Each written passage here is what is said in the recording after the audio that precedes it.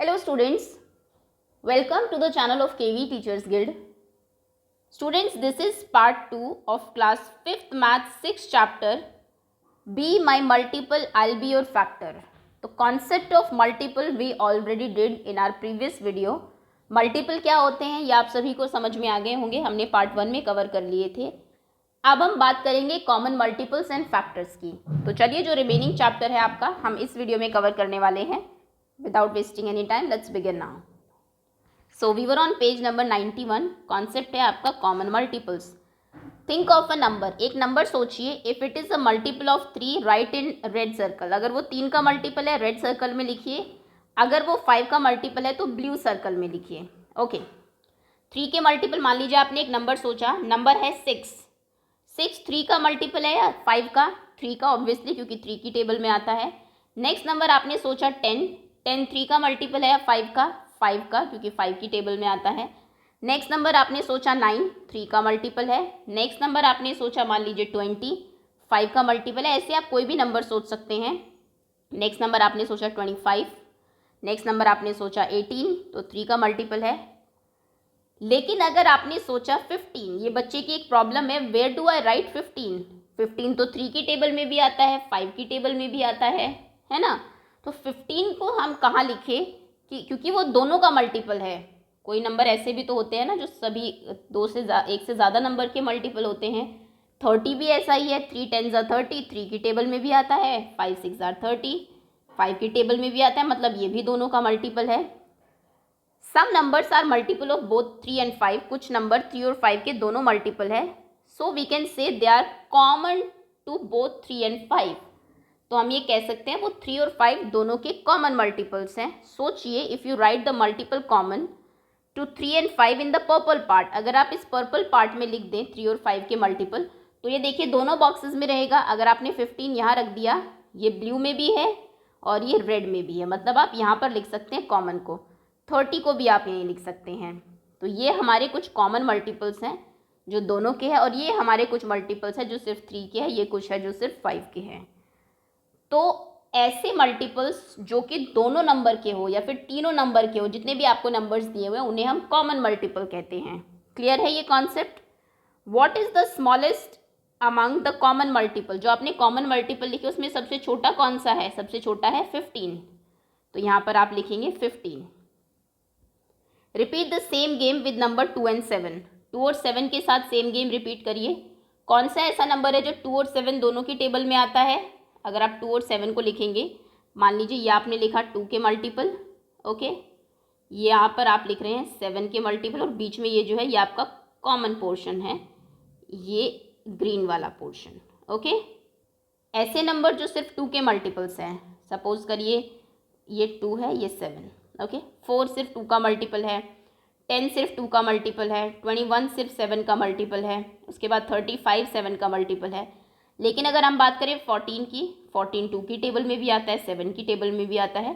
14 दोनों का मल्टीपल है. मतलब यहाँ पर आप आएंगे.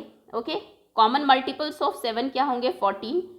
आप बता सकते हैं 14 के नेक्स्ट कौन सा नंबर होगा जो दोनों का कॉमन मल्टीपल होगा? इसकी एक ट्रिक मैं आपको बताती हूँ.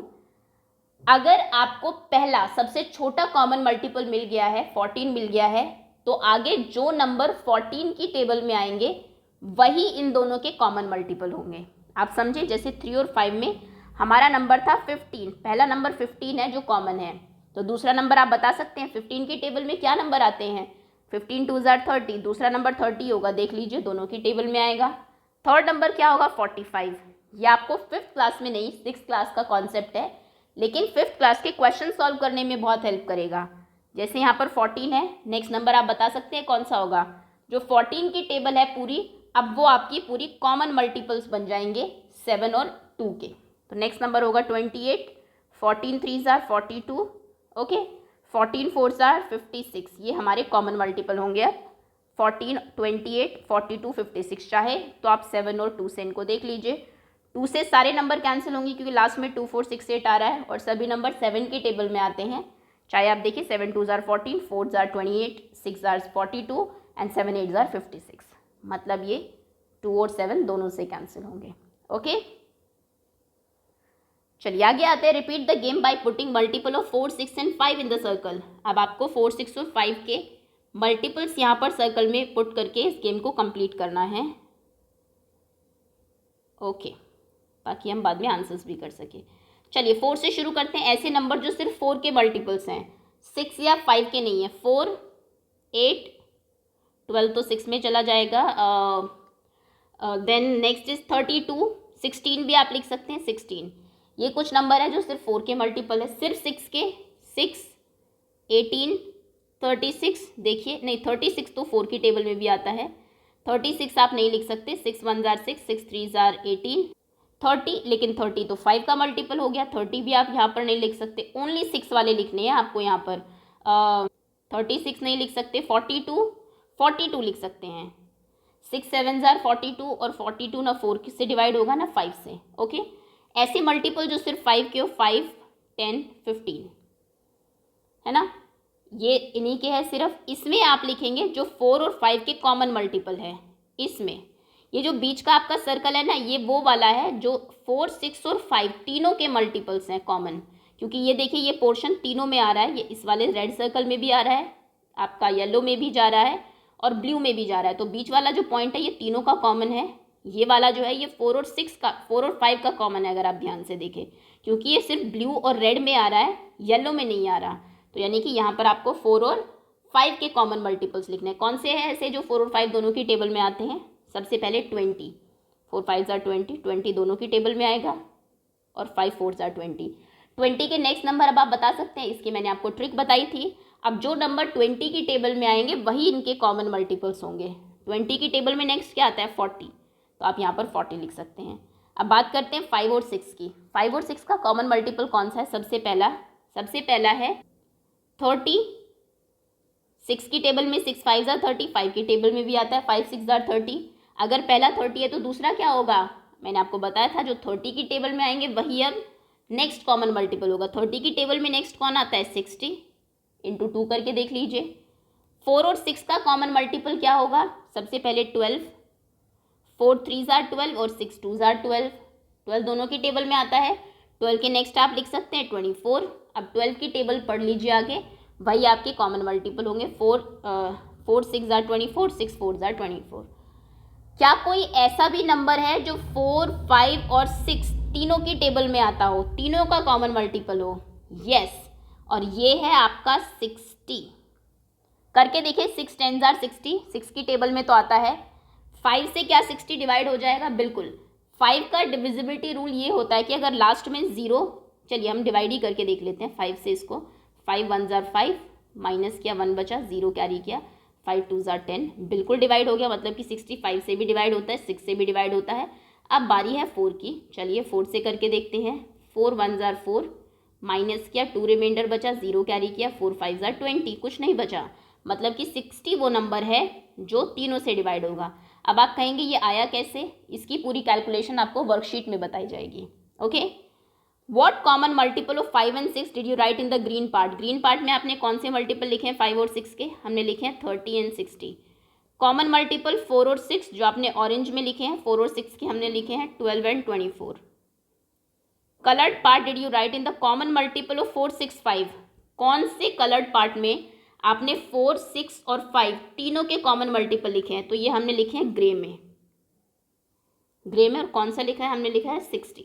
Okay, what is the smallest common multiple of 4 5 and 6? सबसे छोटा कॉमन मल्टीपल कौन सा है 4 5 6 का? तो इसका आंसर आप लिखेंगे 60। ठीक है। अच्छा, अब आप नेक्स्ट मल्टीपल बता सकते हैं क्या? 4 5 6 का पहला मल्टीपल मैंने आपको बता दिया 60 है। आप दूसरा बता सकते हैं? दूसरा होगा 60 इंटू 2। 60 की टेबल अब आपको पढ़नी है। 60 इंटू 2 कितना होता है? 120। तो सेकंड मल्टीपल आप अपने आप बता देंगे 120। ये ट्रिक बस याद रखिएगा, अगर आपको पहला पता लग गया तो बाकी उसी के ही टेबल वाले नंबर होते हैं। ठीक है, तो ये इंपॉर्टेंट क्वेश्चन है, इसको फिल कर लीजिए अपनी बुक में। आगे आते हैं। नेक्स्ट है पजल आपकी, टैमरिंड सीड्स। टैमरिंड आप इमली को बोलते हैं। देखिए ये पेड़ है यहाँ पर टैमरिंड का, आपने खाई भी होगी शायद, और ये नीचे गिरी हुई है, इसके बीज गिरे हुए हैं। सुनीता टुक सम टैमरिन सीड्स। सुनीता कुछ इमली के बीज लेती है। She made group of 5 with them. वो उनसे 5-5 का ग्रुप बनाती है and found that 1 seed was left over, और उसको पता लगता है कि एक सीड बच गया. She try to make group of 6, वो 6 का ग्रुप बनाती है, 4 का ग्रुप बनाती है. Each time 1 seed was left, हर बार एक सीड बच जाता है. बताइए कि सुनीता के पास कितने बीज थे. अब आपको यहाँ पर थोड़ा सा दिमाग से काम लेना है. आप ये जानते हैं कि 60 वो नंबर है, उसने 4 का ग्रुप बनाया, 5 का बनाया, 6 का बनाया, हर बार एक सीड बच जाता है. 4, 5 और 6 का कॉमन मल्टीपल क्या है? 60. हमने अभी निकाला ऊपर, है ना. तो कौन सा वो नंबर है जिसको 4, 5, 6 से डिवाइड करने पर 1 बच जाएगा? एक्चुअली ये बहुत इंपॉर्टेंट क्वेश्चन है. क्या वो नंबर, अगर मैं कहूँ 60 तीनों से कंप्लीटली डिवाइड हो जाता है, 4 से भी डिवाइड होता है, 4 की टेबल में भी आता है, 5 की टेबल में भी आता है, 6 की टेबल में भी आता है. अब क्वेश्चन है वो कौन सा नंबर है जिसको 4, 5, 6 से डिवाइड करने पर 1 बचेगा? तो वो नंबर है 61, क्योंकि 60 पूरा डिवाइड हो जाता है, तो 61 में से हमेशा वो 1 बच जाएगा, क्योंकि 60 कंप्लीट डिवाइड हो जाएगा. चाहे तो आप करके देख लीजिए. 61 को 4, 5, 6 बताइए किससे डिवाइड करें? 6 से करें. 6 10 जार 60, 1 बचा. 5 से करें, 5 1 जार 5, माइनस किया 1 11, 5 2 जार 10, फिर 1 सीड बच गया. 4 से करेंगे अगर आप, होपफुली आपको समझ में आ रही हो चीज़ें. 4 1 जार 4, 2 1 कैरी किया 21, 4 5 जार 20, 1 बच गया फिर से. तो अगर क्वेश्चन आपसे पूछा जाए इस तरीके से कि किसको डिवाइड करने पे इतना बचेगा, तो पहले एलसीएम निकाल लीजिए, उनका कॉमन मल्टीपल निकाल लीजिए, और उसमें जो बचा हुआ है, जो लेफ्ट ओवर है, वो ऐड कर दीजिए. क्योंकि उसने कहा कि एक सीड बच रहा है, तो हमने एक ऐड कर दिया 60 में, आंसर हो गया 61. ओके, चलिए नेक्स्ट आगे क्वेश्चन पर आते हैं. More tamarind seeds. Amini is arranging 12 tamarind seeds in the form of different rectangles. ये जो है 12 सीड्स को अलग अलग रेक्टेंगल उसमें डिवाइड कर रही है. जैसे एक बार इसने 4 4 4 रखे, एक बार 6 और 6 रख सकती है, ये 12. How many different rectangles you make, कितने डिफरेंट रेक्टेंगल्स आप बना सकते हैं ऐसे 12 सीड से? सबसे पहले तो 4/3 एक ये बनाया आपने. ओके, एक तो ये है 1 2 3 4 5 6, 1 2 3 4 5 6. एक ये बनाया, एक ये बन सकता है 1 2 3 1 2 3 1 2 3 1 2 3. तो इन तरीके से आप उन 12 सीड्स को अरेंज कर सकते हैं रेक्टेंगल बनाने में. क्योंकि 4 3 जार 12 होते हैं, आपने 4 रखे, 3 ये बनाई. 6 2 जार 12 होते हैं एंड 3 4 जार 12 होते हैं. एक तरीके से और बना सकते हैं, इसको भी काउंट कर लीजिए 4 5 एंड 6. यस, ये भी देखिए 12 सीड्स ही होंगे. ओके, तो ये 4 तरीकों से आप उनको अरेंज कर सकते हैं ताकि एक रेक्टेंगल बन जाए. If there were 15 tamarind seeds, अगर 15 होते तो आप रेक्टेंगल कैसे बनाते? 15 होते तो या तो हम 5 और 3 का बनाते, 5 5 एंड 5, 3 रो 5 कॉलम्स, या फिर 3 एंड 5 का, बस. ओके, तो ये 2 तरीके से बनाते हैं अगर 15 होते. दोनों आप आंसर्स लिख लेंगे अपनी बुक में. कलरिंग द ग्रिड, ग्रिड को अब कलर करना है आपको इसे. In this grid here a rectangle is made of 20 boxes. यहाँ पर आपको 20 बॉक्स का एक रेक्टेंगल बनाकर दिखाया हुआ है. The width of rectangle is 2, इसकी विड्थ 2 है. तो लेंथ बताइए कितनी है? लेंथ 10 होगी. 1 2 3 4 5 6 7 8 9 10, है ना, 10. Colour a rectangle made up of 20 boxes in some other way. किसी और तरीके से 20 रेक्टेंगल्स का एक 20 बॉक्सेस का एक रेक्टेंगल बनाइए. तो हम जानते हैं 4 5 जार 20 होते हैं. 4 ऐसे ले लीजिए, 1 2 3 4, 1 2 3 4 एंड 5. ये देखिए 20 रेक्टेंगल्स हैं. 1 2 3 4 5 6 7 8 9 10 11 12 13 14 15 16 17 18 19 20, और ये रेक्टेंगल भी है. ओके, तो ये एक और तरीका हो सकता है, इसको आप बना देंगे और कलर कर देंगे. नेक्स्ट अगले क्वेश्चन पर आते हैं. What is the length and width of rectangle you coloured. आपने जो रेक्टेंगल कलर किया उसकी लेंथ कितनी थी? लेंथ थी हमारी 5 और विड्थ थी हमारी 4. How many ways can you colour the rectangle of 20 boxes. जितने भी तरीके से आप कर सकते हैं 20 बॉक्सेस को यहाँ पर कलर सब तरीके से करिए. इसमें आपको क्या करना है, 20 किन किन की टेबल में आता है? या तो आप 4 × 5 कर सकते हैं, 4 5 जार 20, 2 10 जार 20, 2 की टेबल में आता है, 3 की टेबल में नहीं आता, 4 में आता है, 5 में आता है, 6 में आता है नहीं, not in 7, not in 8, not in 9, 10 में आता है, 10 2 जार 20, या फिर 21 जार 20. इतने तरीक़ों से आप ये 20 का जो बॉक्स है उसको अरेंज कर सकते हैं. 4 लेंथ 5 विड्थ ले लीजिए, 2 length 10 width, 5 length 4 width, 10 length 2 width, 20 length 1 width, या फिर 1 लेंथ 20 विड्थ भी ले सकते हैं, ये भी सही है। ओके, तो इसमें ऐसे चलता है 4 5 5 4 2 10 10 2, मतलब एक बार उल्टा हो जाता है बिल्कुल। एक बच्चे ने यहाँ पर किया लेंथ 10 ली, विड्थ 2 ली, दूसरे बच्चे ने विड्थ 2 लेके लेंथ 10 लेके भी ड्रॉ कर सकते हैं आप, है ना, दोनों तरीक़ों से सही माना जाएगा। चलिए, तो इसको आप ड्रॉ कर लीजिएगा। आगे हम आते हैं बैंगल्स पर। नेक्स्ट कॉन्सेप्ट है आपका बैंगल्स का। There are 18 bangles on the rod. एक रॉड के ऊपर 18 बैंगल्स थी। Meena is trying to group them. Meena उनको ग्रुपिंग करने की कोशिश कर रही है। She can put them in the group of 2। 2 2 के ग्रुप में रख सकती है। 2 के ग्रुप अगर बनाएंगे 18 बैंगल्स में तो 9 ग्रुप बन जाएंगे, क्योंकि 2 9 जार 18। 3 की टेबल में 3 के ग्रुप में रख सकती है। 3 के ग्रुप अगर बनाएगी तो 6 ग्रुप्स बन जाएंगे। 6 के ग्रुप में रख सकती है। 6 3 जार 18, 3 ग्रुप्स बन जाएंगे। 9 के ग्रुप्स में रख सकती है और 18 का एक ग्रुप बना सकती है। ऐसा अगर वो बनाएगी तो कोई भी बैंगल नहीं बचेगा। लेकिन अगर वो 4 का ग्रुप बनाएगी तो देखिए क्या होगा। एक ग्रुप में 4 बैंगल्स, 4 8 4 12 4 16, 2 बैंगल्स बच जाएगी, उनका ग्रुप ही नहीं बनेगा। समझ रहे हैं आप? तो ऐसा क्यों हुआ? क्योंकि 4 की टेबल में 18 नहीं आता, इसलिए वो उन 18 बैंगल से 4 4 का ग्रुप नहीं बना सकती। लेकिन अगर वो 6 6 का ग्रुप बनाती है, 6 12 और 18, पूरे 3 ग्रुप्स बन जाएंगे उसके। समझ में आया ये कॉन्सेप्ट क्या कह रहा है आपको? क्योंकि यहीं से ही आपके फैक्टर्स का कॉन्सेप्ट आएगा आगे जाके। How many group will she make if she make group of 1 bangle each. अगर वो एक एक बैंगल का ग्रुप बनाए, एक एक एक, तो कितने ग्रुप बनेंगे? तो फिर 18 ही ग्रुप्स बनेंगे, क्योंकि 18 बैंगल है, एक एक बैंगल वो अलग रख रही है। अब इस टेबल को आपको कंप्लीट करना है। ओके, काफ़ी बड़ी टेबल है। 18 का अगर वो ग्रुप बना रही है तो 1 2 3 4 1 2 3 6 9 और 18 का जो है ये ग्रुप्स बन सकते हैं। कहने का मतलब ये है, अगर आप इस क्वेश्चन को समझे, आपको सिर्फ ये देखना है कि 18 किन किन की टेबल में आता है। 1 की टेबल में तो सभी आते हैं, तो 1 तो आप सबसे लिखेंगे। खुद की टेबल में भी सभी आते हैं, वो भी लिखेंगे आप। बीच में जिनकी टेबल्स में नंबर आते हैं वो सारे आपको यहाँ पर लिखने हैं। अगर आपके पास 24 बैंगल्स होते तो आप 1 का ग्रुप बना सकते हैं 2, क्योंकि 2 से 24 कैंसिल होता है। 3 का बना सकते हैं, 3 की टेबल में 24 आता है। 4 की टेबल में 24 आता है। 5 का ग्रुप आप नहीं बना सकते, क्योंकि 5 4 जार 20, 4 बैंगल्स बच जाएंगे। ओके, 6 का बना सकते हैं, 8 का बना सकते हैं, 8 4 जार 24, देन आप 6 4 जार 24, 8 3 जार 24, 9 का नहीं बना सकते। 12 का बना सकते हैं, 12 2 जार 24 एंड 24 लास्ट में। 24 बैंगल्स का एक ही ग्रुप भी बना सकते हैं। अगर आपके पास 5 बैंगल है, आप 1 1 बैंगल का बना सकते हैं, 5 का बना सकते हैं, क्योंकि 5 1 और 5 के अलावा किसी की टेबल में नहीं आता। 9 का अगर आपको बनाना है, आप 1 का बना सकते हैं, 3 एंड 9 का, क्योंकि 1 3 और 9 की टेबल में ही सिर्फ 9 आता है। 7 1 और 7 की टेबल में आता है। 2 1 और 2 की टेबल में आता है। 10 1 2 5 और 10 की टेबल में आता है। 1 सिर्फ 1 की टेबल में आता है। 20 1 की टेबल में आता है। 2 3 में नहीं आता, 4 में आता है, 5 में आता है, 10 में आता है, देन डायरेक्ट 20 में आता है। 13 सिर्फ 1 और 13 की टेबल में आता है। 21 1 की टेबल में आता है। 3 7 जार 21, 7 3 जार 21 एंड 21 की टेबल में आता है। ये जो यहाँ पर आपने टेबल बनाई है बैंगल्स का एग्जाम्पल लेके, ये एक्चुअली में फैक्टर टेबल है। अगर क्वेश्चन आपसे पूछा जाए, क्योंकि फैक्टर टॉपिक में है, आपको पता होना चाहिए, मल्टीपल्स होते हैं कि 4 की मल्टीपल कौन है, जो 4 की टेबल में आएंगे, लेकिन 4 की फैक्टर्स कौन है? 4 के फैक्टर्स वो है जिनकी टेबल में 4 आएगा। आप समझ रहे हैं डिफरेंस?